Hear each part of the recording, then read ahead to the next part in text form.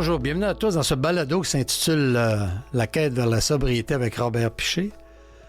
Ce balado se veut une discussion franche et honnête qui parle des problèmes de l'alcool et surtout du rétablissement que nous, les alcooliques, faisons. On est garanti de la sobriété et de l'abstinence à travers une méthode. Pour ceux qui veulent connaître la méthode, vu qu'elle est assez longue quand même à lire, juste à pitonner sur Google la méthode AA et vous allez pouvoir en prendre connaissance. Et cette méthode est appuyée de 12 étapes. Et le but de notre balado, c'est qu'à chaque semaine, on parle d'une étape. On est rendu à la 10e étape. Et la 10e étape se lit comme suit. Nous avons poursuivi notre inventaire personnel et promptement admis nos torts dès que nous nous en sommes aperçus. C'est de ça que je vais discuter avec notre invité Geneviève et mon collaborateur fidèle, Éric. À tout de suite.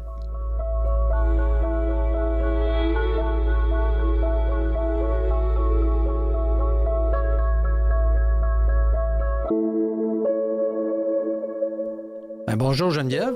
Bonjour. Merci d'avoir accepté notre invitation. Pour nos auditeurs, il faut que je dise que Geneviève est un invité assez spécial parce que c'est ma fille. C'est ma fille aînée de 3 enfants. Et Geneviève, elle a une particularité qu'elle peut nous parler aujourd'hui, qu'on va en parler un petit peu plus tard, qui m'a fait penser de l'emmener à ce balado pour qu'elle nous explique c'est quoi son cheminement et sa vision face à l'alcool. Et toi, Éric, ça va bien aujourd'hui? Pleine forme. Je sais que tu avais des petits problèmes de santé, là. Tu as eu des résultats. Oui, une journée à la fois. Des bons, des mauvais.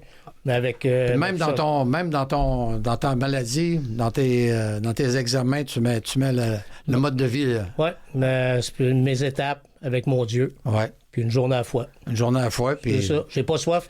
Tu sais, moi, j'avais demandé, on en parlait déjà, j'avais demandé à ma puissance supérieure de m'enlever la soif. Les épreuves ne me donnent pas soif. OK.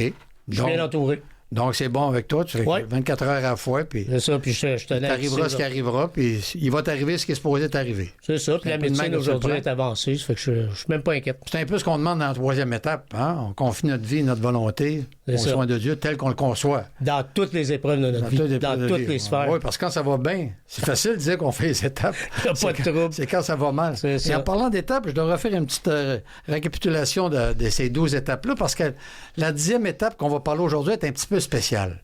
Parce que c'est le début de la 10, 11, 12. Puis la 10, 11, 12, moi, je les appelle les étapes du terrain. C'est ça. C'est qu'on est comme sur le terrain. On a fait les 9 premières étapes. On a travaillé sur nos 9 premières étapes. Et quand tu arrives aux 3 dernières, c'est ce qu'il faut que tu fasses pour rester abstinent et de continuer à cheminer. Parce que les 3 premières étapes, c'est un petit peu spirituel. Hein? On parle de la première étape. Faut t'admettre que tu as un problème. Déjà là, en partant, tu ne demandes pas d'arrêter, tu te demandes d'admettre. Mais il faut être vraiment honnête quand on se dit qu'on admet qu'on a un problème avec notre substance. Parce que si tu admets que tu as un problème avec ta substance, tu es une personne intelligente, puis la part du temps, les alcooliques toxicomanes, c'est des gens intelligents. Donc, il faut t'arrêter de boire. Mais l'affaire, c'est que tu ne veux pas arrêter de boire. C'est pour ça que c'est dur d'admettre. C'est le premier step. Après ça, la deuxième moitié de la première étape, c'est que l'alcool a pris le contrôle de ta vie. Fait que quand tu penses à ta vie, tu t'aperçois que l'alcool a géré ta vie de A à Z, inconsciencieusement, parce que tu t'en es pas rendu compte, que tu disais pas le matin, je vais gérer mon alcool aujourd'hui en fonction de mon horaire professionnel, admettons. Mais il reste que toujours que ton horaire professionnel, tu le faisais dans la journée, sachant que tu allais prendre un coup à tel et à tel endroit, à telle place. Inconsciemment, c'était déjà cédulé. Ouais. Puis la deuxième étape, ça te dit que c'est quelque chose de plus grand que toi qui va te redonner la raison.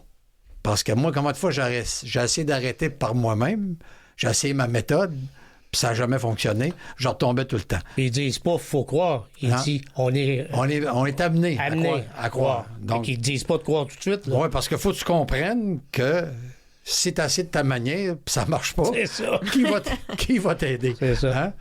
Puis la troisième étape, c'est comme je disais tantôt, de décider de confier ta volonté et ta vie à ton Dieu de la manière que tu le conçois. Ça, c'est le côté spirituel des étapes. Autrement dit, sont très importantes parce que c'est les 3 premières, puis comme j'ai toujours dit, tu peux pas commencer à la 2e, tomber à la 8e, revenir à la 4e, puis faire la 12e. Il y a un ordre chronologique, puis il faut que tu fasses les 3 premières. Et les 3 premières, c'est de l'honnêteté. Du début, il faut que tu sois honnête avec toi-même, puis Bill, qui est le fondateur des associations anonymes, puis qui a écrit le gros livre, qui est ni plus ni moins notre marche à suivre pour rester abstinent, il dit souvent que ça prend une rigoureuse honnêteté avec soi-même pour dire que tu admets un problème. Donc, tu commences déjà avec ton honnêteté dans les 3 premières étapes. Les 3 suivantes, c'est un petit peu le mental. Les 3 suivantes, c'est quand tu arrives à la 4e, faut que tu fasses un inventaire de toi-même pour savoir c'est quoi que tu as fait de tout croche dans ta vie. Hein? Parce que quand tu arrives, comme moi, j'arrive à 49 ans, si je me ramasse dans une salle de thérapie, c'est parce qu'à quelque part, j'ai fait quelque chose de croche qui n'était pas correct, en tout cas, qui ne suivait pas le flow, puis il fallait que je rattrape, puis que je me redresse, puis que je chemine dans un fait. Il faut que tu fasses un inventaire sans crainte, approfondi moral de toi-même. Après ça, un coup, tu as fait ce côté moral approfondi, cet inventaire moral, il faut que tu l'avoues à quelqu'un. Ça, c'est pas facile. Adieu. Non, mais c'est pas facile de l'avouer à quelqu'un. Tu dis, tu peux pas prendre n'importe qui sur la rue et dire, hey, je t'avoue que. Mais c'est un peu ce qui se passe. Tu l'avoues à Dieu, premièrement, parce que dans les 3 premières étapes, tu as compris qu'il y avait quelque chose de plus grand que toi. Puis on va l'appeler la puissance supérieure, hein, ou la force supérieure, peu importe comment tu le conçois. Moi, c'est ma mère. Hein, la grand-mère à Geneviève, qui est mon Dieu, ou des fois mon parrain. Ça dépend dans quelle occasion. J'en ai 2, puis je choisis. Donc, c'est de même que je les conçois. Moi, quand j'ai quelqu'un à parler, puis que je peux pas en discuter avec personne d'autre, ben c'est eux autres que je me confie, puis bien souvent, le problème se règle. Donc, à la 4e étape, c'est un peu ça. Puis la 5e, il faut que tu l'avoues à ce Dieu-là que tu l'as conçu. Et après ça, à un être humain. Il y a des gars spécialisés dans les associations anonymes, qu'eux autres sont là spécialement pour faire la 5e étape. Ils s'assisent là avec toi, ils te connaissent pas, tu comptes tes torts, puis ils sont là à l'écoute, puis ils sont pas là pour te juger. Mais le fait de le dire à un inconnu, ton ego dégonfle un petit peu. Parce que là, tu dis vraiment la raison de tes torts. Ça te libère. Ça te libère, parce que dans le temps que tu consommais, tu n'as fait, excusez l'expression, tu n'as fait de la merde. Hein? Le monde autour de toi, premièrement ton conjoint, deuxièmement tes enfants, troisièmement tes collègues de travail, ta parenté, ta mère, ton père. Le monde, ça peut être la petite fille qui travaille au dépanneur, quand t'es arrivé là, puis tu as tombé dans la face à un moment donné, juste parce que toi, tu étais impatient un matin, peu importe, puis c'était pas de sa faute. Tu sais, c'est toutes des personnes qu'il faut que tu rencontres que tu as fait un tort, puis il faut que tu le dises à quelqu'un. Ça, c'est la 5e étape. Et la 6e étape, tu es prêt à demander à ta force supérieure d'éliminer tes torts. Fait que là, ton ego est rendu pas mal. Tu sais, tu as réalisé que tu avais des torts, tu le dis à quelqu'un, puis là, tu lui demandes de t'éliminer tes torts. Mais comment qu'on fait ça, éliminer des torts? As-tu une idée comment qu'on fait ça, éliminer des torts? Ben moi, c'est en priant. Moi, c'est en demandant à mon Dieu, là. Ouais. Puis en faisant... Tu sais, moi, j'ai fait une liste des gens que j'avais lésés ou ben, donc j'avais blessé, ces choses-là. Puis c'est en allant, comme dans la 7e, c'est en allant voir les gens pour m'excuser de ça. Mais, tu sais, c'est un long cheminement, là. Ouais. Parce qu'ils disent bien que tu peux aller t'excuser, mais si c'est pour faire du tort à l'autre personne quand tu fais tes excuses, vas-y pas. Ou si c'est pour te faire du tort à toi. Mais, tu sais, peut-être toute ma vie, il y a plein de monde que je ne ferai pas de détour pour aller le faire. Mais la vie m'amène... comment je pourrais dire? Les gens que je dois faire, tu sais, ils m'amènent les gens sur ma route. Quand tu as une démarche honnête. C'est ça. Oui. Parce que, tu sais, je vais te donner un exemple. Tu sais, mettons que j'ai, excuse-moi l'expression, mais faut fourvoyer un dealer. Tu sais, je l'ai volé, ces affaires-là, je n'irai pas m'excuser. Tu sais, lui, ça ne change rien. Mais quelqu'un d'honnête ou qui est de mes proches, que ce soit mes parents, mon frère. Tu sais, j'ai commencé là-dedans. Mais, tu sais, on dit toujours, un alcoolique, ça dérange 100 personnes, 40 personnes, excuse, autour de lui. Puis c'est toujours ceux qui t'aiment le plus que tu blesses. Je vais parler pour moi. Parce que tu sais que tu peux les manipuler. Ben oui, facilement. Parce que tu joues un peu sur leur amour inconditionnel. Puis moi, mes parents, je veux dire, c'était facile. Ils payaient tout. J'allais en thérapie, ils payaient. Tu sais, ils ont toujours été là monétairement en arrière de moi. Fait que mes dettes de drogue, toutes, ils ont toutes payé. Ça va. Ça, c'est de la manipulation. Puis ça, tu leur as fait des mentions d'arabe, bien entendu. J'ai commencé. Puis les genres de torts que tu peux te reprocher, tu sais, ici, j'ai des exemples. Le déni de la réalité. Hein? Tu penses que la réalité, tu l'as l'affaire, mais dans le fond, tu es complètement dans le champ. Tu n'es pas vraiment dans la réalité parce que ta consommation te fait dire que tu es bon, t'es beau, t'es fort. Mais dans le fond, tu ne l'es peut-être pas. Ben, j'ai été dans le déni une trentaine d'années. Ouais. Moi aussi, à 49 ans, je suis connu avant à 16 ans. Ben, à 49 ans, j'ai mis les genoux par terre. Puis là, ça, c'est un tort que tu peux te reprocher quand tu fais ton bilan personnel, ton inventaire personnel. OK. Un autre exemple, la culpabilité. Tu te lèves le matin et tu te sens coupable d'avoir fait quelque chose la veille que tu te souviens pas parce que tu étais pas mal amoché. Puis là, tu commences à te poser des questions, tu es anxieux, je suis coupable de telle affaire. Puis là, il y en a un qui t'appelle, il dit « Ouais, hier soir, tu étais pas mal parti. » Puis là, tu te sens coupable, tu as de l'anxiété. Ça, tu peux. C'est un de tes torts que tu peux. Puis tu peux moi, ça va être le déni. Parce que tant que j'ai été dans le déni, toutes les autres n'étaient pas là. J'avais pas de honte, j'avais pas de culpabilité. J'étais dans le déni. J'étais parfait. Ouais. Puis l'inégalité de l'humeur. Ah, ben ça. Hein? Tu te lèves le matin, puis ça va pas ton affaire. Tu sais pas pourquoi ça va pas, mais ça va pas. Mais si tu relèves de la soirée de la veille, c'est sûr et certain que ton état n'est pas fait pour dire la vie est belle le matin puis j'ai le gros sourire aux lèvres parce que toute ton énergie passe dans le fait qu'il faut que tu te redresses il faut aller travailler. Tu as des très bons exemples, toi, oui. Non, c'est ça. Dans tes partages, tu as des très bons exemples. C'est des exemples aussi. Le mensonge, la colère, puis la manipulation. Hein? Comment on peut manipuler pour arriver à nos fins, mais on s'en rend pas compte qu'on est en train de manipuler. C'est ça qui est insidieux dans cette maladie-là. C'est une des rares maladies qu'on ne sait pas qu'on est malade. Tu vois? Puis ça, c'est des exemples de tort que je parle à la 4, 5, 6, 7 étapes pour nous donner des exemples aux auditeurs puis qui savent de quel tort qu'on peut parler. Puis il y en a une panoplie de torts qu'on pense qu'on n'a pas, mais qu'on a vraiment sans s'en rendre compte. Ça, c'est les étapes du mental. Après ça, c'est le physique. Hein? Donc là, il faut que tu établisses une liste, comme tu viens de dire, des personnes que tu penses que tu as lésées.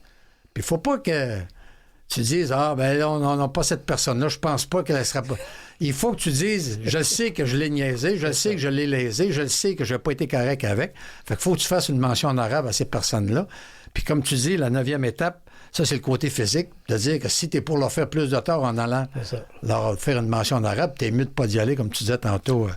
Sauf qu'il ne faut pas que tu aies d'excuses pour ne pas aller en faire. Ouais. Si la personne arrive devant toi, puis c'est le temps de la faire, trouve-toi pas une défaite pour ne pas la faire, parce que tu n'es pas honnête. Ouais. Tu passes à côté de ton étape. Non, puis quand tu es rendu à la 9e étape, tu es supposé être honnête, justement. C'est la pratique. Mais c'est comme circulaire. Je pense qu'il y a certaines étapes qui te ramènent aux étapes d'en haut. Tu es obligé de toujours retourner, revisiter tes premiers... Tu as bien compris, malgré le bref recours qu'on a fait sur les étapes. Mais il restera toujours que quand tu arrives à la 10e étape, c'est un résumé des 9 premières. C'est ça que le monde, faut qu'il comprenne. C'est que la 10, 11, 12, c'est sur le terrain que ça se passe. Ça en a fait de tous les jours. Les autres étapes, tu peux les penser, comme tu viens de dire, Geneviève, revenir dans tes étapes quand tu penses. Mais la 10, 11, 12, t'es vraiment dedans, puis c'est sur le terrain, puis c'est ça qui va te garder abstinent, qui va faire que tu ne rechutes pas si tu es mis en pratique. Donc, la 10e étape, on a poursuivi un inventaire personnel, donc ce qu'on parlait tantôt dans la 4e étape, et promptement admis nos torts. Ça mettons que tu te lèves le matin, moi je parlais tantôt l'humeur, c'est la mauvaise humeur en te levant, tu n'as pas de raison d'être de mauvaise humeur. Ben là, il faut que tu te parles. Hein? Là, tu le sais que tu es de mauvaise humeur, puis tu le sais que c'est un des torts que tu avais avoué à la 4e étape, puis qui t'a demandé à la 6e de te faire disparaître. Puis ce matin-là, ben, tu es de mauvaise humeur. Ben, si tu te lèves de mauvaise humeur, puis tu gardes ta mauvaise humeur, tu envoies promener tout le monde autour de toi, ta femme, tes enfants, ton patron, tes collègues de travail. Tout le monde va être de mauvaise humeur. Tu comprends? Fait que ça, en te levant, tu t'en rends compte, ben, il faut que tu te parles à toi-même. Faut que tu te dises, bon, ben là, on va prendre, tu sais, faut que tu t'assises 2 minutes. Tu peux rentrer un petit peu en méditation, tu peux prier ta force supérieure pour dire de t'aider. Il faut que tu fasses... On va prendre une marche dehors, prendre une douche. C'est là que les étapes rentrent en ligne de compte. Ben oui, c'est quand ça t'arrive. Pas, ben, tu passes à côté. Ouais. Puis aujourd'hui, c'est drôle que Geneviève est avec nous autres. Mais c'est drôle, c'est pas drôle. Là. C'est bienvenu dans le sens que, vu qu'on est rendu à la 10e étape, ce qui est particulier avec Geneviève, c'est que Geneviève, pour les auditeurs le sachent, on l'a invitée, c'est parce que Geneviève a décidé d'elle-même d'arrêter de consommer de l'alcool. Ça, t'es rendu à 5 mois, je pense, d'abstinence. C'est 6 mois le 20 mai. 6 mois le 20 mai. Puis là, tu comptes les jours. Tu vois, c'est pour te dire, que c'est important. T'es contente de ça. Ben oui, j'ai pris mon dernier verre le 19 novembre 2023. Ouais. Puis j'ai décidé de faire 365 jours. Tu as décidé de t'arrêter pendant 1 an. 1 an. De tout. Chaque événement, une fois sans alcool. Oui, parce qu'il y a toujours le 28 jours sans alcool en février. Ouais.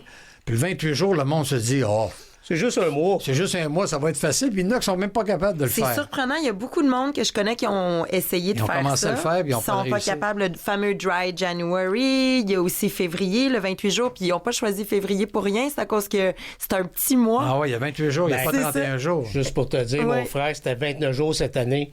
Puis la 29e journée, il a bu. Oui. On avait 29 cette année. Il s'est allé au 28. Ouais, ben c'est rien qu'une fois par 4 ans, le 29.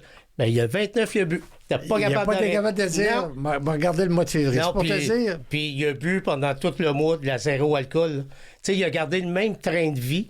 Je dis pas que mon frère est alcoolique, là, mais tu sais, il a bu de la zéro alcool, puis le 29, ben là, il en a pris une vraie. Ah, il parlait de la bière pas sans alcool. Sans alcool, du vin sans alcool. Il en buvait autant que si c'était une vraie. Ah ouais. Il a gardé le même pattern. Ajouter à ça, moi, j'en buvais pas mal aussi au début. Okay. Puis c'est un peu comme de la ritualisation. Quand t'arrêtes de boire dans des contextes sociaux, tu sais comme pas quoi faire de tes mains. Il y a comme ça fait partie du scénario. Fait que j'avais comme besoin de quelque chose. Fait que je buvais de la bière sans alcool pas mal au début, moi aussi. Mais là, j'ai comme perdu un peu l'habitude. Là. Comme je disais, au début, je buvais peut-être une caisse de 6 par semaine aux 10 jours.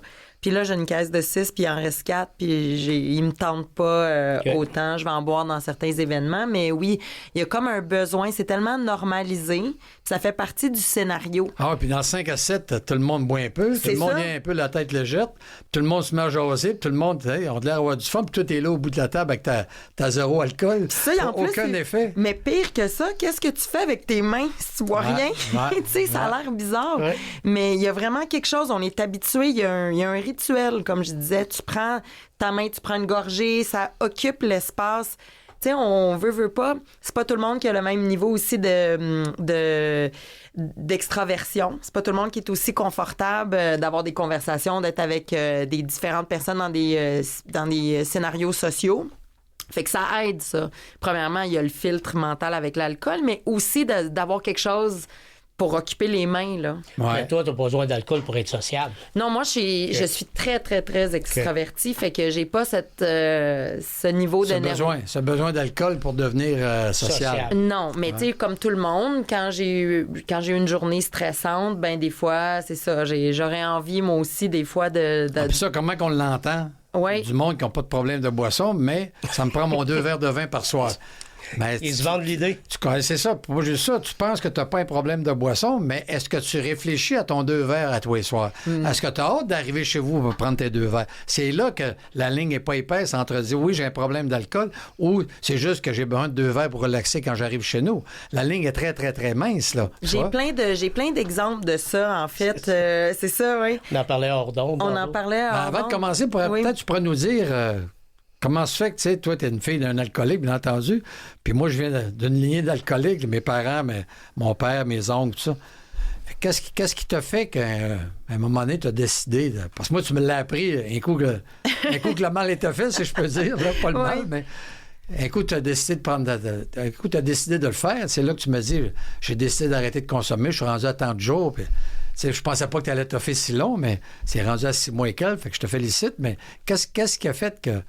À un moment donné, tu as décidé de toi-même.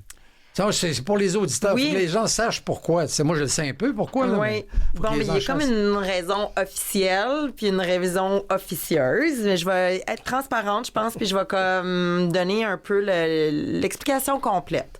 Premièrement, ça fait comme longtemps que je me sentais un peu forcée dans ma consommation d'alcool des fois, que j'avais de la difficulté à faire la différence entre le vin que je prenais qui me tentait et celui qui me tentait moins. Exemple, quand tu vas manger un bon repas puis tu as un beau verre de vin puis ça te tente de le prendre, tu as envie de ça, tu y as pensé. Puis quand tu te retrouves, mettons, dans une fête d'enfants, puis là, il y a un verre de vin blanc, c'est toi qui parlais de ça hors d'onde. Puis là, quelqu'un t'offre un verre de vin blanc, t'as même pas eu le temps d'y penser, t'as un verre dans les mains. Toi, t'étais pas là pour ça. Tu vas voir un concert, le concert est même pas commencé, t'as un gin tonic dans ta main. À un moment donné, ça fait longtemps que inconsciemment, c'était dans ma tête, dans mon subconscient, puis je me disais, je sens que c'est normalisé, puis des fois, j'ai l'impression que j'ai pas complètement le contrôle. Tu voulais pas l'avoir, ce verre-là. C'est ça. Non. Mais vu qu'il t'était offert puis il t'est mis dans les mains, tu le prends. C'est ça, que j'avais comme l'impression que il y avait forcé. que je me sentais forcée des fois, ça sonne bizarre, mais que j'avais l'impression que j'avais pas le contrôle complet sur ma consommation. Bon. Puis, autrement dit, ta consommation, t'étais forcée par quelqu'un d'autre que tu voulais pas. Je veux même pas dire ça. C'est moi qui se pliais. Tu l'acceptais. Je l'acceptais. Au rituel, disons. Grassement. Un genre de rituel ou une manière de faire. C'est ça. Le statu quo, c'est comme ça qu'on fait. On va voir un spectacle, on va manger avant, on partage une bouteille de vin, on va prendre... Mais est-ce que tu y pensais avant, dans ta consommation? De dire, là, je vais avoir un spectacle. Habituellement, dans le rituel, on prend une bouteille de vin avec mes 2 amis ou mes 3 amis. Est-ce que tu y pensais pendant la journée, à soir, il faudrait prendre une bouteille de vin ou ça arrivait sur le moment? Plus jeune, j'y pensais pas. Puis après ça, je me suis mis à comme... Tu sais, une affaire que je voudrais dire avant aussi, c'est que pas parce que j'ai pas un problème d'alcool que j'ai pas nécessairement un problème un peu d'intensité. Tu sais, je pense que je suis un petit peu workaholic ou des choses comme ça, tu sais. Fait que, puis comme t'étais alcoolique, comme tu es alcoolique, que je suis toujours, que tu es alcoolique, mais que tu as eu des problèmes de consommation, je pense que j'ai toujours eu un peu dans mon rétroviseur aussi une espèce de vigilance par rapport à ça. Tout le temps. De peur. Ben, faire attention, se regarder aller, puis regarder les autres. Puis souvent, je regardais du monde, puis je me disais, ça, c'est des drôles de comportements. Puis, tu sais, j'essayais tout le temps d'être dans l'introspection. Mais le mot vigilance est très important dans le cheminement des alcooliques anonymes. C'est la 10e étape, c'est exactement ça. Faut que tu sois vigilant de l'état qui t'arrive dans la journée, qui pourrait te faire rechuter si tu t'en occupes pas pendant que ça t'arrive.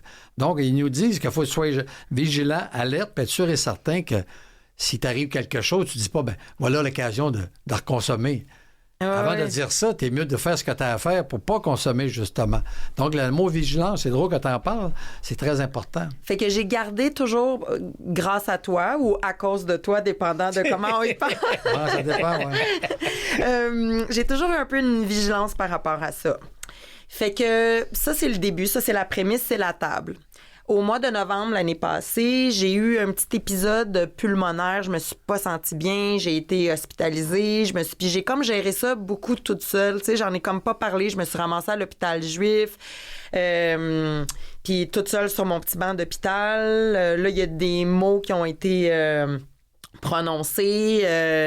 Nodule, peut-être cancéreux. Là, c'est nodule, mais là, il était comme... Tu sais, quand tu commences à poser des questions, ils gardent tout le temps ça un peu comme... dans le flou. Dans le flou, mais là, j'étais comme... Ils sont pas certains. Ça peut-tu être un cancer? Puis là, c'est comme, on peut pas te dire que ça peut... Ça peut être ça comme ça. Ils n'ont pas fait de la biopsie, ils ont pas eu le résultat. C'est pas biopsie, ça a été comme CT scan, puis toute l'équipe. Déjà, avec ça, ils ont été capables d'éliminer... le côté cancer. Oui. Okay. Fait que, comme papa le sait, mais vous autres, les auditeurs, vous le savez pas, on a été quand même élevés dans un milieu assez judéo-chrétien, comme la plupart des bons Québécois. Puis je pense qu'inconsciemment, tu sais, moi, je me définis comme quelqu'un qui est agnostique. Alors, j'admets que j'ai pas de réponse. Mais quand t'as peur, tout d'un coup... Ça vient. Tout d'un coup, je me suis mis à prier. Puis j'ai promis, je voulais... Moi, parce que c'est important que les gens sachent quelque chose, c'est que je suis sommelière de formation puis que j'ai une grande passion pour le vin. Alors... je peux dire qu'elle connaît... Elle connaît ça pas mal. Oui. Mais je veux juste, tu viens de dire que tu étais agnostique, mais tu as prié dans le vide, là, sans savoir si ça existait ou pas. Ah, ben exactement. C'est ça, j'aime ça. Non, c'est parce que elle se pensait agnostique avant que la maladie y arrive ou son état de santé. Je me définis encore comme agnostique parce que je le sais pas, mais quand je me suis mis à pas filer puis à chercher, j'étais toute seule sur mon petit banc d'hôpital. Là, tu veux pas le dire à tes parents parce que tu veux pas les inquiéter. Fait que j'ai comme pris toute ça, cette charge-là sur mes épaules, puis j'étais comme, je vais attendre d'avoir les résultats avant d'énerver tout le monde. Puis, comme ça, j'ai en offrande à l'univers, puis en respect de mon corps, je me suis dit, je vais faire le plus grand sacrifice que je peux penser en ce moment, le plus dur. Ça va être d'arrêter de boire pendant 365 jours. Puis je suis très, très, très, très, très fidèle aux promesses que je me fais à moi-même. Puis c'est drôle parce qu'il y a beaucoup de monde qui pensait que j'allais pas être capable de faire ça. Mais moi, quand j'ai quelque chose dans la tête, je l'ai pas dans les pieds. Tu ressembles un peu à quelqu'un que je connais. Puis tes résultats, ils ont été négatifs côté santé. Oui, puis après ça, les résultats sont sortis. Puis, c'est ça. C'est ça, la majorité des gens... Ouais. qui ont un problème de boisson, puis ils veulent pas avouer qu'ils ont un problème de boisson, puis ils font exactement la même démarche que toi. Au lieu de dire, je vais sticker à mon 365 jours de promesses que j'ai faites, ben non. Ils laissent ça de côté, maintenant qu'ils sont corrects, ils repartent sur la brosse. Toi, tu as passé par là un peu. Quand tu disais que tu avais fait 13 thérapies, puis tu pensais que tout était beau, mais tu savais bien trop qu'en sortant, tu allais recommencer à consommer, malgré que tu disais à tes parents qui habitent avec toi, tu disais, je vais arrêter, puis finalement... Ben c'était de la manipulation dans ce temps-là.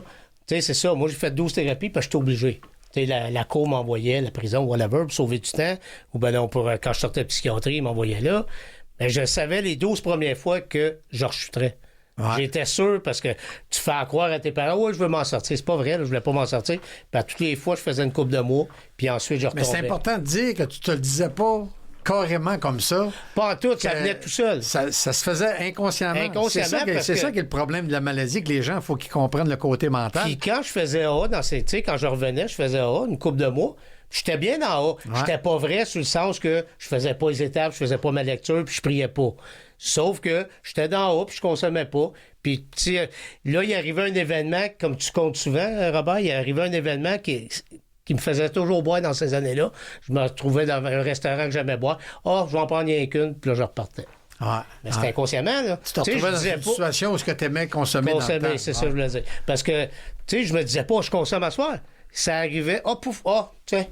Mais c'est pour ça, c'est ça que la question que je pose à Geneviève. Est-ce que tu pensais d'avance, comme ton verre de vin, tu sais, comme je disais tantôt, tu prends juste 2 verres de vin le soir, tu penses que c'est pas bien grave, parce que ça te saoule pas, ça te met juste un petit peu joyeux. Mais est-ce que tu y penses d'avance à tes 2 verres de vin ou tu dis à soi, j'ai une grosse journée, moi je pense m'en prendre un verre de vin à soir? Mais c'est drôle parce que là, ça change un peu les paradigmes. Tu sais, comme je disais, j'ai comme des nouvelles réponses. Je suis encore en laboratoire. Tu sais, j'ai pas. Là, c'est des réponses de la mi-chemin. Oui, c'est pas juste le fait que tu arrêtes puis ça finit là. C'est ça. Parce qu'il y a une évolution dans ta patente. Il y a une évolution dans tes paradigmes mentaux aussi. Là. Fait que je pense que j'avais pas tant de. Je le prévoyais pas tant que ça, mais c'était comme naturel, c'était normalisé. C'était, tu fais telle affaire, il y a de l'alcool, on te donne un verre, tu le bois, tu sais. Puis ça faisait déjà un bout de temps que j'avais fait beaucoup de ménage dans ma consommation d'alcool parce que j'aime mon travail, puis je voulais pas que ça prenne de la place dans ma semaine. Est-ce que tu faisais du tort à des personnes autour de toi en consommation? Marc, ben, c'est des questions un petit peu privées du père à la fille. Non, je pourrais pas dire ça. Non, je pourrais pas dire ça, mais je veux dire, est-ce que j'ai fait du tort dans parce que tu perdais pas la tête, je veux dire. Je l'ai déjà fait plus jeune, comme tout le monde. Ben ouais. Mais ma consommation d'alcool, moi, c'était vraiment plus par rapport à... Au social. Il faut dire que c'était les fins de semaine. Dans la semaine, t'en prenais pas. Non. Pour dire aux gens... Des fois, un 5 à 7 un jeudi soir. Oui, mais je rentrais pas à 3 heures du matin. Je prenais mes 2 verres. C'est juste pour expliquer aux auditeurs que, regarde, t'es pas obligé de boire tous les jours. Là. Non. Là, parce que nous autres, les alcooliques, dans un 5 à 7, on était les derniers à partir à 3 heures du matin. Fait que, on était là de 5 à 7, puis finalement, ça finissait à 3 heures du matin. Soit ça au 5 à 7 le matin, et non le soir. Mais je dis, je vous mentirais. Non, le 5 du soir à 7 le matin. Oui, mais ça aussi, tu sais, j'ai quand même une intensité, une joie de vivre, puis on mélange ces choses-là. Les gens vont dire, moi, je suis pas alcoolique, mais dans le fond, il y a des comportements qui ont tout attrait à... C'est pour ça que je te demande si tu y pensais, parce que quand tu le prémédites, ton verre de vin, tu prends la peine d'y penser, c'est parce qu'il y a un problème à quelque part que tu peux pas t'en passer. Non, même, je pense que au contraire, tu sais, à la fin, j'étais tannée de pas mettre ma santé en avant. Ouais. J'avais déjà cet écœur en titre-là, puis comme j'expliquais, c'est une des dernières choses qui est arrivée. J'étais allée voir un concert montréalais que j'aime beaucoup, Liv Volbeck. Puis, on est allé souper avant, on a bu une bouteille de vin, puis après ça, on a pris un gin tonic. Puis, comment je pourrais vous dire ça? J'ai eu un malaise ce soir-là, c'est ça que je te l'ai pas dit. C'est sûr, il y a une foule, puis il y a plein de boucanes là-dedans, puis t'as chaud, puis il y a beaucoup de bruit, puis beaucoup de pollution. Je me suis mis à mal me sentir, puis là, je me suis dit, tu sais, ça a été comme vraiment là que la lumière a allumé, c'est que j'ai fait, tu sais, moi, je voulais juste aller voir un concert. Là. C'est ça. Puis là, je suis fatiguée, je travaille 70 heures par semaine en ce moment, ma job m'en demande beaucoup. Puis je suis en train de boire quand ça me tentait pas. C'est ça. Puis là, je peux même pas profiter de mon concert comme il faut parce que j'ai un malaise physique. Tu sais, j'avais pas bu tant que ça. Ben, je veux dire, oui, une demi-bouteille à 2 puis un gin tonic. Je veux dire, avant ça, j'aurais été capable de supporter ça, mais là, à cause que j'étais fatiguée, j'avais mes problèmes. Non, puis c'est irritant. Tu rentres dans un concert, là. Je veux dire, il y a beaucoup de monde qui te pousse, puis c'est inconfortable. Il fait chaud, le bruit, tout. C'est ça. Puis là, c'est là que j'ai fait comme, pourquoi? Tu sais, j'avais le gin, je le voulais même pas. J'étais comme, pourquoi je suis en train de boire ça? Non. Puis là, ben la suite, j'ai eu encore un autre malaise pulmonaire plus tard dans la semaine, puis là, qui était le 19 novembre. Puis le 20, je suis allée à l'hôpital. Puis j'ai fait... Je sais, je t'allais te chercher au Jewish. C'est fini. C'est terminé. Non, puis moi, ce que j'aime dans ton parcours, pas parce que c'est ma fille, là, mais pour montrer aux auditeurs qu'on peut décider de nous autres mêmes. Oui. Mais vu que tu as décidé de toi-même de faire ton 365, malgré qu'après, ton affaire s'est réglée, puis tu as continué à le faire pareil, ça démontre en partant qu'elle n'a pas la prémisse pour devenir un alcoolique. Tu comprends? Parce qu'un alcoolique, lui, ça en aurait foutu complètement, puis il aurait continué à consommer. Même le soir de ton concert, filant mal, j'aurais pris peut-être un autre genre de verre pour me remonter, un cognac, peu importe, pour me dire, ben c'est peut-être... c'est vrai que le gin tonic, j'aime pas ça, puis ça m'a été imposé, je l'ai bu, puis j'aurais pas dû. M'a passé ça qu'un cognac, ça va bien aller. Tu comprends? Oui. Ça, un alcoolique a réagi de même. L'alcoolique, en se sentant mal, il n'aurait pas mis ça sur la faute de la boisson. Je voudrais dire quelque chose que j'ai dit hors d'onde. Je sais pas si je fais bien, mais c'est la vérité, fait que je vais le dire. Pour ceux qui sont familiers avec l'expression California sober, c'est sobre californien, ça veut dire que j'aurais pu me garder... C'est une mode qui est en Californie présentement. Ben, c'est que les gens disent... C'est une tendance. Les gens disent qu'ils sont sobres, ils boivent pas d'alcool, mais ils fument du pot. Okay. Fait que moi, je m'étais donné le droit de prendre ce que je voulais. C'était l'alcool que j'arrêtais. Comme je suis sommelière, il y avait un gros challenge avec ça. Ah oui, ton challenge était double. Parce que dans ton métier, on ne dira pas ce que tu fais, mais dans ton métier, tu as l'occasion de rencontrer des sommeliers, puis goûter des bons vins avec eux, puis il faut que tu fasses le choix pour acheter certains vins pour ta profession. C'est ça, exactement. Fait que ce que je voulais dire, c'est que en découvrant la complète sobriété, j'ai pris la décision que j'allais rien prendre. J'ai encore le droit, si ça me tentait, je pourrais. Mais je préfère continuer d'explorer dans cette espèce de laboratoire-là la sobriété complète. J'ai comme découvert plein de choses, beaucoup d'introspection. Puis je trouve que ça élargit mes paradigmes énormément. Si tu avais vraiment des tendances à être un alcoolique toxicomane, quand il arrête de consommer sa substance de choix, il va switcher sur d'autres choses. Ouais. Toi-même, tu t'es ouvert la porte avec ton California Sober. Tu t'es ouvert la porte pour consommer d'autres choses, mais tu le consommes pas, l'autre chose. Non. Tu comprends? On dirait que tu t'es comme ouvert la porte, mais ça te tente pas plus qu'il faut. C'est comme le test ultime, tu sais. C'est le test ultime que t'as pas de problème de consommation, dans le fond, parce que moi, je sais bien que si je m'étais dit je m'arrêtais de l'alcool, me mettre à fumer du pot, je fumerais du pot à tous les jours. Ouais. Moi, j'ai juste allé faire une colonoscopie une fois à l'hôpital. Ils m'ont donné une demi-Valium pour me relaxer. Puis j'étais en train de croiser l'infirmière dans la salle de réveil. Tu sais, je veux dire, je dis, hey, tabarnouche, une demi-pilule, c'est magique, tu prends juste la pilule. Puis... Fait que, tu sais, moi, j'aurais pu switcher ces médicaments, mais c'était, comme tu disais tantôt, moi, ce que j'aimais, c'est le rituel de rentrer dans un bar, prendre un verre, ouvrir la bouteille, tu sais. Fait que prendre une pilule, pour moi, c'était rien. Mais il y en a qui sont accros à la pilule, tu te souviens? On a eu Jocelyn, un de nos amis, Jocelyn, qui est venu partager ici. Puis lui, il nous a avoué qu'il n'y avait pas juste l'abdiction de l'alcool, il y avait le sexe. Le sexe. Il était obligé de prendre une thérapie pour le sexe, puis une pour la dépendance affective. Tu comprends? Puis il nous a avoué ça, et lui, il avait ces 3 addictions-là qu'il fallait qu'il gère avec à journée longue. Fait que c'est pour ça que je te dis que des fois, quand c'est pas prémédité, mais tu connais mon épouse, Geneviève, c'est pas ta mère, mais tu connais mon épouse. Puis c'est sûr qu'elle va prendre un demi-verre de vin rouge. Il faut qu'il soit Bordeaux biologique. T'imagines-tu comme qu'elle se restreint dans son choix? Puis du Bordeaux biologique, tu n'as pas à tous les coins de rue, là. Fait qu'elle va en prendre s'il y a de la viande rouge puis du fromage au repas. Puis des fois, elle s'assoit et elle dit, c'est vrai, je suis en train de manger un steak. Moi, peut-être qu'un bon verre de Bordeaux biologique, ça ferait bonne affaire. Puis si on n'en trouve pas, on n'en boit pas, c'est pas plus grave que ça. Elle n'a même pas prémédité, sachant que dans la journée, qu'elle a mangé un steak le soir, elle n'a même pas pensé au vin. Elle dit, m'a passé à la régie ou à la commission des liqueurs ou à la SAQ, on va aller m'acheter une bouteille de Bordeaux. Ça fait qu'elle, elle n'a pas le problème, mais pas du tout. Hein, Puis moi, tu me fais rire quand tu parles de ça, parce que moi, c'était toujours, je savais d'avance ce que je mangeais. Tu sais, les fins de semaine, ces choses-là. En fonction. En fonction. Tu sais, mettons, je mangeais de la bavette, ben je savais quel vin. Tu sais, une semaine d'avance, je savais déjà ce que j'étais pour boire. Fait que tu procures le vin en même temps que tu procurais la bavette. Plein ça. Fait que quand j'allais, là, j'allais chercher mes... Parce que moi, j'étais bien bon. Je voulais comment je pourrais dire, là? Que les vins fonctionnent avec ce qu'on mangeait. Puis, tu sais, je me passais sommelier, justement. Pourtant, je ne l'étais pas du tout. Là. Tu sais, je l'avais l'affaire. Mais tout était prévu que j'achète mon vin d'avance avec qu'est-ce que je Ça, fais pour c'était... manger. c'est inconsciemment. Inconsciemment. C'était pour te déculpabiliser de prendre un verre Ouais. parce que tu savais que tu n'avais pas d'affaire à en prendre un, mais tu ne voulais pas y penser. C'est ça. Puis tu y pensais pas. Puis le fou dans ta tête, lui, il savait que tu aimais ça. Tu sais. Ben, tu le dis souvent, Tu dirais-tu que tu mangeais de la bavette? Tu prévois, mettons, de manger de la bavette le samedi soir parce que tu savais que tu allais prendre un coup? Ben non, je buvais du Bordeaux. Je mentionnais même pas la bavette. Je disais que je prenais du Bordeaux. Tu sais, je parlais même pas de mon souper. Ah ouais, ouais, Tu ouais. sais, quelqu'un disait, puis un beau souper, oh, j'ai bu du Bordeaux. Je parlais même pas de la bavette. Ouais, ouais. Tu sais, je Non, voulais mais pas. quand tu prévoyais de manger la bavette, est-ce que tu prévoyais de manger de la bavette parce que tu savais que tu allais prendre du vin Non. ou tu prévoyais le vin parce que tu allais manger une C'est bavette? le vin. Ah ouais. Fait que le vin faisait pas partie de ton repas. Absolument pas, comme toi. Ouais, ouais. C'était le vin. Le vin faisait partie de mon repas. C'est le repas qui faisait partie du vin. C'est Ouais, ça. ouais.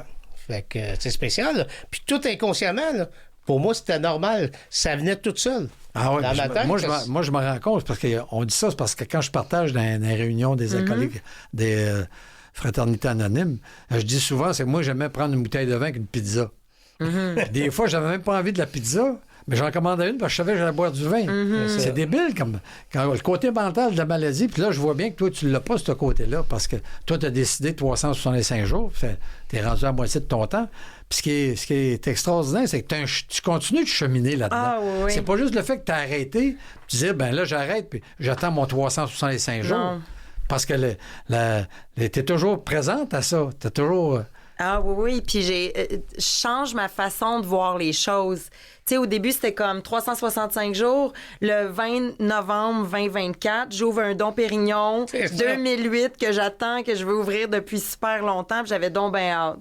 Puis là, je suis comme, ben peut-être que je l'ouvrirai pas cette journée-là. Peut-être Puis- que l'occasion n'est pas si spéciale que ça. Ouais, puis peut-être que je vais vouloir faire plus longtemps, peut-être que non.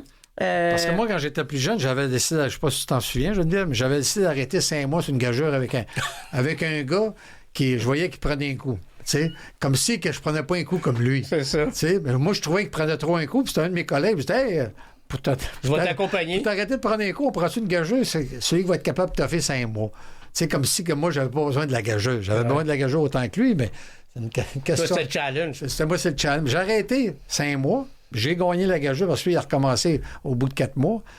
Puis je me suis dit, bon, elle va être bonne, la bouteille de vin, après 5 mois. Puis je m'étais acheté le Bordeaux, la meilleure bouteille.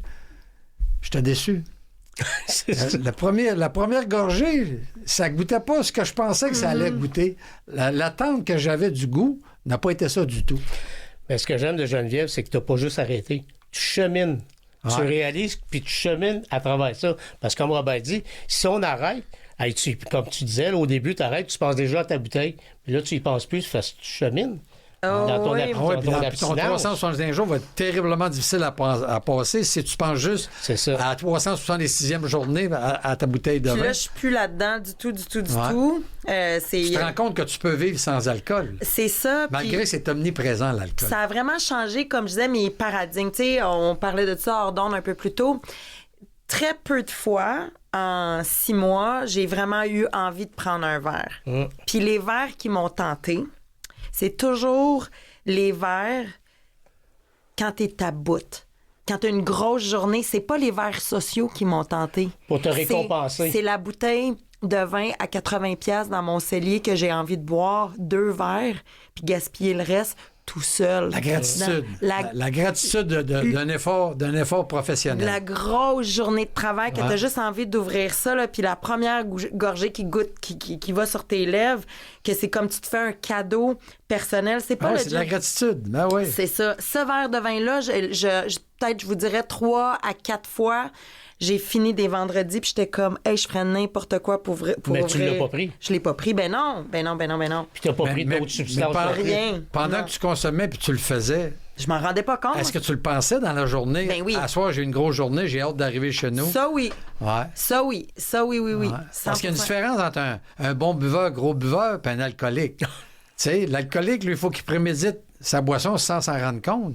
Puis quand il commence à consommer, il est plus capable d'arrêter. Quand vous parliez de ça tantôt, je me disais, tu sais, je suis pas intervenue, mais je me disais, moi, ça m'arrive. Puis c'est quelque chose que j'avais, tu sais, que je vais y penser comme, oh my God, ce délicieux gamay-là qui est, tu sais, là, en Oui, tu peux. macération carbonée, qui goûte les fruits, tu sais, comme ça me tente, là. Mais c'est plus comme le goût qui m'appelle que l'ivresse... L'effet. Ouais, Nous autres, c'est plus l'ivresse que le goût. Si je pouvais avoir du vin qui donne pas de buzz puis qui goûte... En ce moment, j'ai essayé tous les vins sans alcool possible. Ils sont tous pas bons. Tu sais, tu peux pas... Oui, parce que tu as le palais développé dû à ta profession. C'est ça, c'est mon rêve. Là. Je suis comme, on va-tu trouver un verre de vin qui va... Mais peut-être que l'alcool rend ce goût-là que toi, tu recherches. Avec le mélange des fruits et tout, tu vois. C'est un paramètre du goût, tu sais, comme la rondeur d'un vin. Il y en a une part, là. Même les alcools sans alcool, les gins et tout ça, tu sais, ils rajoutent comme des épices. Des essences. Puis même à ça, il n'y a pas la même texture dans la bouche. Autrement dit, dans ton cheminement, oui, vas-y. Ben, juste dire, la différence, c'est entre toi, mettons que je vais prendre moi. Toi, tu prends une gorgée de vin, tu prends 2 coupes, t'arrêtes. Moi, si je prends une gorgée... Elle la déguste. Elle la déguste. Moi, je prends une gorgée, je suis parti toute la nuit. Là. Ah ouais? Moi, ça ouvre les écluses, puis là, je suis rendu... J'aime bien l'expression, ça ouvre les écluses. Ah oui, carrément. Parce que moi, aussitôt, j'en prends une gorgée, je suis pas capable d'arrêter à 2. Je l'ai fait, ça va bien plus loin que ça. Moi, je me souviens à Noël, quand j'habitais 6 ans en France, puis on était invités pour fêter la nouvelle année chez un des copains de la blonde de mon chum, puis... Il y avait une vraie cave à vin en Alsace. Tu vois? C'est pas une cave à vin qui avait été construite en fonction d'eux. C'est de là que les caves à vin avaient été comme inventées. Puis ils disaient, hey, on a du lalande de pomerol là, dans la cave. Mais là, t'es déjà à moitié chaud. Ils t'amènent. C'est sûr que la première gorgée, le premier verre, tu le dégustes. Ben après. Le gars, il disait, j'en ai 3 bouteilles, on va. Je dis, non, laisse faire les 2 autres bouteilles, garde-les pour une autre occasion. Nous autres, on le goûte plus de toute façon. Mm-hmm. Mais lui, il est alcoolique, bien entendu, comme moi. Il les a ouverts pareil. C'est sûr que son vin était bon, mais on le dégustait pas. Il arrêtait mieux de les garder. Mais c'est ça le côté alcoolique. Tu sais. Tu me rappelles, moi aussi, juste une anecdote. J'étais avec la mère de mes enfants. En tout cas, elle avait eu une bouteille en cadeau, c'était 2. Je me souviens pas du nombre, elle valait 2500. Mais moi, je prends 3-4 bouteilles avant, puis on boit ça. Moi, c'était pareil comme de la piquette, là, je veux dire. Ouais. Puis il valait cher, le vin, elle avait eu ça en cadeau, ça faisait 15 ans. Puis on a bu ça, puis je l'ai même pas fini. Ouais. On a jeté le reste, puis juste pour te dire, là. Ben, c'est parce que c'est la boisson, c'est devenir ivre qui est important. C'est ça. Fait que le reste, ça n'a plus d'importance après un certain niveau, même après la première gorgée. Tu oublies tout ce qui s'est passé dans ta vie avant. T'sais. Mais ce qui est bon dans ton cheminement, là, puis ce qui est bon avec la 10e étape, c'est que tu fais un inventaire personnel, ni plus ni moins de toi-même. Non. Dans ton cheminement de 365 jours. Ah oui. Hein? Parce que la 10e étape, c'est ça. On se fait un inventaire personnel de nous-mêmes, puis si on voit qu'on a un tort à quelque part, qui n'est pas ton cas, mais qui est notre cas, nous autres, il faut qu'on se ramène tout de suite. T'sais? Tantôt, quand tu disais les étapes, je me disais, même si je suis pas alcoolique, ça peut s'appliquer à moi aussi parce que c'est pas tout le monde qui est alcoolique. C'est pas tout le monde qui a des problèmes de drogue. C'est pas tout le monde qui a des problèmes de gambling. Mais tout le monde a besoin de s'éloigner des fois de la douleur. D'une béquille. De la douleur puis de la fureur de vivre. Je pense que le monde a toutes sortes de stratégies pour pas ressentir. Moi, tu sais, mettons, il y a le travail, il y a d'autres affaires que je fais. Tout le monde, tous les humains, je pense, ont cette douleur-là. Puis, c'est très difficile de faire ces étapes-là, même si t'as pas de... Non, mais la beauté de ça, ces étapes-là, ils le disent dans la méthode. C'est ça. C'est qu'ils n'ont jamais connu personne qu'ils ont mis à plein efficient à 100%. Non, donc, on n'est pas des saints. Non. Comme moi, il y a des matins, je me lève, la 10e étape, là, elle fout dans ma tête part, puis ça va pas assez vite, puis je sais pas quoi faire pour le calmer. Ce que je fais d'habitude, c'est prendre une marche, prendre un bol d'air, je sais pas, prendre une douche, appeler ma garde rapprochée que j'ai dans les halls, je parle à mon chum, comment ça va? Ça va bien, toi? Lui, il voit bien que ça va pas bien dans mon cas à moi, puis je suis pas obligé de dire que ça va pas bien. Non. Bon, moi, je sais qu'il est à l'écoute, que si je me ramasse, j'ai envie de consommer, ben je sais qu'il est à l'écoute, moi, l'appeler avant, plutôt que d'appeler après avoir consommé, tu vois. Mais la 10e étape, c'est un peu ça. Tu fais un inventaire personnel toujours de toi-même quand même dans ton cheminement de 365 jours, puis t'as pas fini, là. Parce que moi, je veux pas te faire peur, mais quand tu vas arriver proche du 365 jours, là, je sais pas comment ça va se passer dans ta tête, mais c'est excitant quand même de comprendre. C'est sûr. Tu sais que... La première chose que j'ai découvert, c'est que j'avais plus de temps. Tu sais, quand vous disiez, là, vous partiez sur des dérapes, moi, je partais pas sur des dérapes, mais si tu vas dans un 5 à 7, tu rentres, ça te tente pas d'envoyer des emails, tu peux pas, t'as bu du gin, t'as bu, tu sais. Ou transplanter ta plante, que ça fait 2 semaines, tu veux la transplanter, puis... Exactement, c'est ça. Fait que là, j'ai l'impression que 1 heure, 2 heures, 3 heures par semaine, j'en fais plus. C'est du temps perdu. Oui, un peu. Fait qu'imagine-toi les alcooliques, nous, quand on formait les clubs à 3 heures, puis on rentrait dans un bar après les heures, puis ça finissait à 8-9 le matin. Comment qu'on en passait de... Hein? On les réglait-tu? On a perdu du temps. On réglait-tu les problèmes du monde, d'après toi? On était des avocats de taverne. Ouais, on l'a toujours dit. On réglait tous les problèmes dans le monde, mais il n'y a rien qui se réglait. Mais c'est à l'entour du bar, tout est réglé. Oui. Mais je trouve ça drôle que tu sais, ton cheminement personnel que tu fais présentement de ces 365 jours-là abstinents, c'est bon avec la 10e étape. Tu comprends? Ouais. Parce que, sans admettre que tu as des torts, parce que tu penses pas que tu as des torts quand tu consommais, mais il reste toujours que tes paradigmes, comme tu vois, tu vas dans un 5 à 7, tu le sais que habituellement, tu vas prendre un verre là, l'autre va te parler, puis à un moment donné, tu dois voir les gens qui commencent à avoir la parole un peu plus facile, ça commence à parler un petit peu plus fort, mais toi, tu es toujours pareil parce que tu consommes pas. Tu te rends-tu compte de ça? Ben oui. Puis je m'en rends compte, comme de la consommation dans des différents scénarios, des endroits où on devrait peut-être pas, tu sais, des levées de fonds ou dans des setups un petit peu plus professionnels, puis tout ça. C'est certain que je trouve ça, ça me donne du recul, tu sais, parce qu'avant, je buvais moi aussi, ou même, tu sais, comme je suis célibataire, c'est un peu partager d'informations, mais dans le dating, tu sais, avant, j'aurais été sur 3-4 dates avec quelqu'un, puis j'aurais bu à toutes les fois, mais là, je me rends compte que l'autre personne, je suis comme, j'ai jamais vu à jeun. C'est pas... Tu sais, c'est... Même la première date, j'imagine que... Avant, tu sais, quand tu y penses... Tu commences à consommer dans la première date. Ben oui, tu sais, quand tu rencontres le setup, c'est on se retrouve, on va prendre un verre. Puis là, quand tu y penses, c'est un bizarre d'habitude qu'on a de rencontrer des dates dans un bar.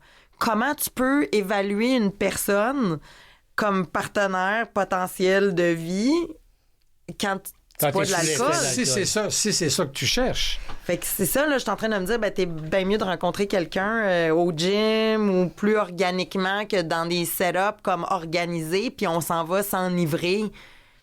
Ça, c'est quelque chose qui marche plus, là. Qu'avant, je trouvais tout à fait normal de rejoindre quelqu'un pour prendre un verre. Maintenant, je suis comme, non. Quand même, quand je vais recommencer à boire, je vois pas ça comme une idée mais ça doit pas être facile pour toi de rencontrer quelqu'un, d'abord. Ben non, là, ça change tout. Parce que l'autre, lui, il est pas à ton niveau. Il fait pas la même chose que toi. Non, j'ai pas de réponse. Ben, c'est comme moi, je dis que j'ai été consommé pendant 30 ans de temps, puis les 30 ans, les deux choses les plus importantes, c'était courir les femmes puis prendre un coup. Pour aujourd'hui, je me retrouverais célibataire, mettons. Je sais pas comment je ferais. Parce que moi, j'ai trop cruisé en prenant de l'alcool. Tu comprends? Ça fait que je sais pas comment faire. Moi, ça fait 22 ans que j'ai pas pris un verre. M'asseoir devant une personne qu'il faudrait que je commence à parler, puis essayer de l'enjôler, puis essayer de la convaincre. À jeun. À jeun. Je sais pas comment je ferais ça. Ben, tantôt, tu le disais aussi, tu as beaucoup, mettons, de 5 à 7, ces choses-là, mais tu pars plus vite maintenant. Ah ben oui. En n'ayant pas d'alcool, tu restes pas toute la nuit. Ou... Même en étant comme pas alcoolique, sans fermer la place à 3 heures du matin, comme les conversations deviennent étrangement plus intéressantes, puis t'oublies un peu les responsabilités que t'as le lendemain, fait que maintenant, je vais rentrer c'est un 5 à 7. C'est ça. C'est pas un 5 à 9. C'est pas un 5 à 10 et demi, on va manger. T'es plus au même niveau que les gens qui sont là. C'est ça. Parce qu'ils sont alcoolisés. C'est ça, exactement. Fait que la conversation, à un moment donné, il y a un détachement. C'est ça. Même si je m'amuse, puis je vais quand même danser avec mes amis, puis j'ai essayé. Puis, oui, un truc que je disais, c'est qu'au début, je disais, je vais tout garder pareil. Je vais juste pas boire. Puis là, je me suis rendu compte dernièrement, puis ça, c'est ce que je vous disais, ça fait pas longtemps, ça fait peut-être comme 1 mois que je me rends compte. Certaines des activités, ben j'ai plus envie de les faire. Là. Fait que ça, c'est les dernières trouvailles. Là. C'est que... C'est pas juste on fait la même chose sans alcool. Si t'enlèves l'alcool, il y a des activités qui font plus d'allure. Moi, je peux te dire, j'ai été invité au show d'Harley qu'il y avait au centre Maurice-Richard. J'allais là conduire une moto, tu sais, vu que j'étais le commandant piché et tout ça. Puis j'arrive là l'après-midi pour me pratiquer. Il n'y a pas un chat dans l'auditorium. Fait que ça va bien, il fait clair. Tu sais, t'étais avec moi. Jean-Lie avait venu avec moi, c'est elle qui était assise en arrière. Puis dans l'après-midi, ça va bien. Tu fais le tour, il te montre le trajet qu'il faut que tu fasses pendant la soirée, tu sais. On arrive là le soir, tous les deux. Il y a 5000 personnes dans la patente. C'est plein de boucanes là-dedans. Ça crie. Éric Lapointe qui chante. Tu comprends? Mais j'ai pas dans la même ambiance. Là. Pas en tout. Mais j'ai compris que enlève l'alcool puis la drogue dans une soirée comme celle-là. Sur les 5000 personnes qui sont venues voir les nouveaux modèles d'Harley, il y en a peut-être 150 qui vont être intéressés à voir le nouveau modèle. Les autres sont juste là pour le party, au fond, tu vois? C'est drôle pareil quand tu penses à ça. Tu as raison de dire que l'alcool change beaucoup les paradigmes. Puis là, les activités que tu vas plus faire aujourd'hui, ben tu trouves probablement d'autres activités à faire en relation avec le fait que tu prends pas de l'alcool. Oui, d'ailleurs, moi, j'ai commencé le golf sérieusement. J'ai plus de temps. Fait que mon père m'a offert des cours de golf. J'en faisais déjà, mais là, j'ai comme plus de temps pour d'autres activités. Fait que... Puis pourtant, comme je disais, c'est pas quelqu'un qui est alcoolique, là. C'est juste la consommation d'alcool, la façon que c'est normalisé dans la société, c'est clairement... ça vaut la peine de se questionner, même si on ne s'est pas diagnostiqué comme alcoolique, de prendre des pauses puis de mettre en perspective. Je pense que ça aide. Tu sais, moi, la conclusion, c'est que je n'étais pas alcoolique, mais j'avais une vie sans alcool. Ça ouvre des nouvelles... c'est ça, des nouvelles facettes, ça ouvre l'esprit, des nouveaux horizons. Oui. Mais par contre, il reste toujours que, bien souvent, tu es tout seul avec toi-même. Ou tu rencontres peut-être une personne ou deux sur 200 personnes dans un party qui est comme toi. Puis trouver cette personne-là qui prend pas un verre avec qui tu peux discuter des vraies affaires. Parce que quand tu rentres dans un 5 à 7 puis il est rendu à 7 heures le soir, les gens sont un peu enivrés puis ils parlent de n'importe quoi. C'est ça. Rien de sérieux. J'ai quand même une patience. T'as beaucoup de réparties, ouais. Puis beaucoup de patience, beaucoup de réparties. J'ai travaillé dans les bars quand j'étais jeune. Fait que j'ai comme un naturel. Je suis pas dans le jugement non plus. Quand les gens sont pactés, tu sais, je vais comme... Je les regarde pas de haut. Je vais trouver... Je suis capable d'avoir la conversation qu'il faut. Sauf que c'est moins intéressant pour moi. Mais je suis pas dans le jugement. Puis les gens s'en rendent pas compte. Le monde se dit comment t'es tellement le fun, même si tu bois pas, puis tout le kit. Mais moi, je m'amuse moins. Ça, c'est sûr. Je veux juste revenir. Les activités que tu fais plus, t'as pas transféré ça dans le travail. Tu t'essayes d'avoir d'autres activités. Un petit peu, mais là, j'ai comme... C'est une autre de mes réalisations, c'est que j'avais du rebalancement à faire dans ma vie. Fait que oui. Mettre de l'équilibre. Mettre de l'équilibre. J'avais besoin de ça, d'enlever l'alcool puis d'enlever cette partie sociale-là. Okay. Ça m'a fait réaliser que, oui, il y avait un excès au travail. C'est ça. J'avais déjà commencé à moins boire, justement, parce que c'était dans le chemin de la job. Tu sais, j'avais tassé certaines affaires déjà, puis il y a personne qui va te chicaner de pas boire, tu comprends? Mais... je dois avouer que j'avais une certaine intensité, puis ça revient à ce que je disais plus tôt, c'est plein d'affaires, c'est une espèce de...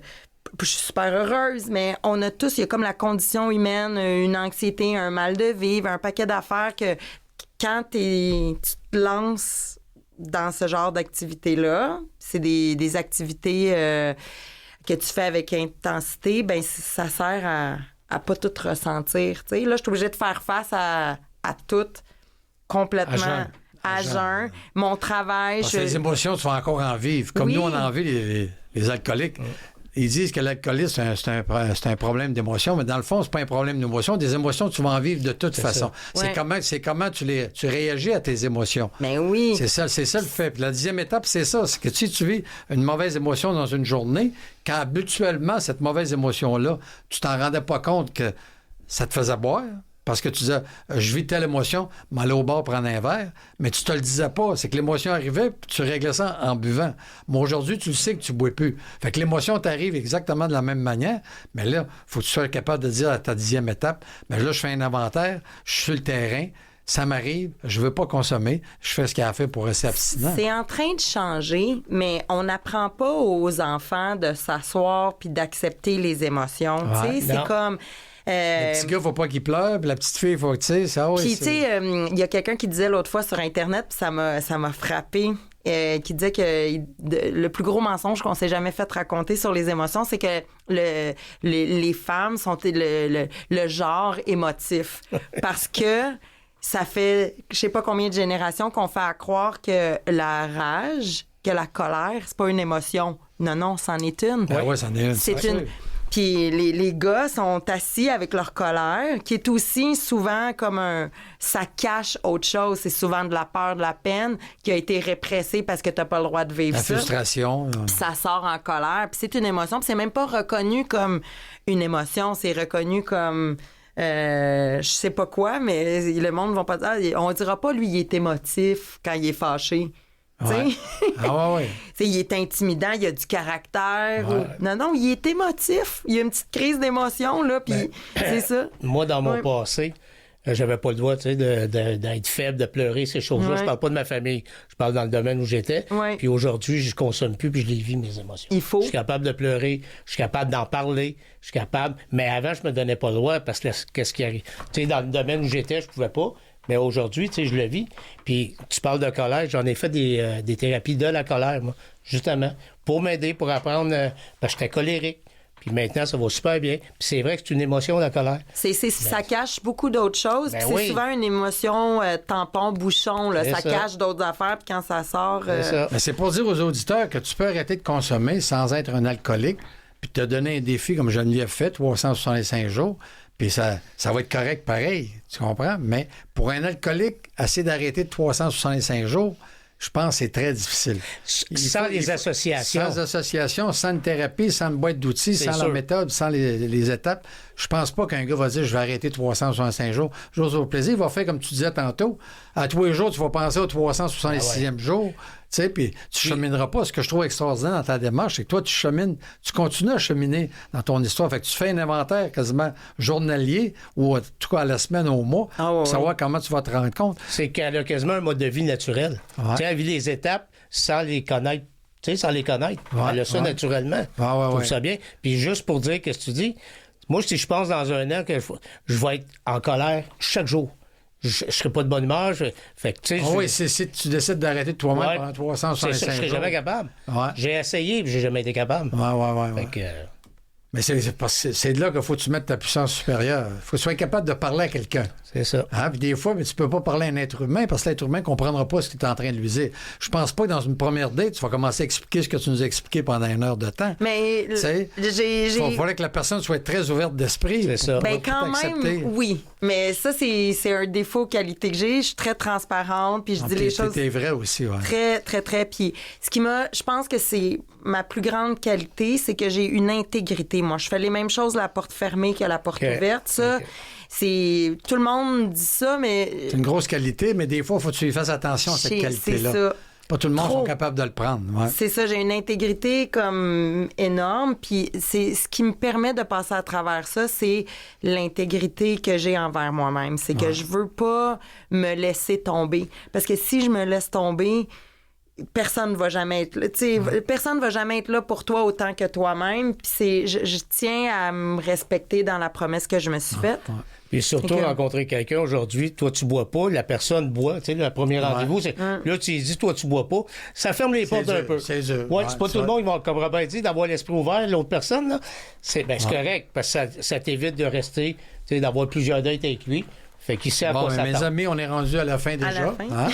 Toi qui avais peur que ça... Parce qu'on avait un autre invité, puis finalement, c'est Geneviève qui a été remplacée. J'ai eu cette idée-là, puis je pense que pour nos auditeurs, ils vont s'apercevoir qu'ils peuvent arrêter de consommer sans être alcooliques, puis que l'alcoolique qui veut arrêter de consommer, mais il faut qu'il suive une thérapie, il faut prendre des outils qui embarquent dans la méthode avec les 12 étapes. Et pour ceux qui veulent savoir s'ils ont vraiment un problème et veulent continuer à cogiter là-dessus, il y a un numéro de téléphone des associations anonymes où ce que tu peux rejoindre, poser des questions. C'est le 1-866-544-6322. 866-544-6322. Et là-dessus, je vous remercie bien gros. J'espère que tes problèmes de santé vont se régler et on va avoir des bonnes nouvelles. Une journée à fois. Merci Geneviève, c'était super. Ton père est bien fier de toi. Merci beaucoup. Merci Geneviève. Et ce balado est une production du Canal M. Je remercie mon invité, bien entendu Geneviève, comme je viens de faire, et puis toi aussi Éric. Nathalie Barrette à la recherche. Je sais qu'elle est cachée en arrière quelque part à nous écouter. Mathieu Tessier, qui est notre patron qui gère le balado. Gerly Omerlotte, qui est la chef de contenu numérique. Jean-Sébastien Laliberté, chef de division technique. Philippe Lapointe, bien entendu. Le dernier, non le moins, directeur du Canal L. Là-dessus, je vous remercie surtout. Je vous donne rendez-vous pour la 11e étape la semaine prochaine. Bonjour tout le monde.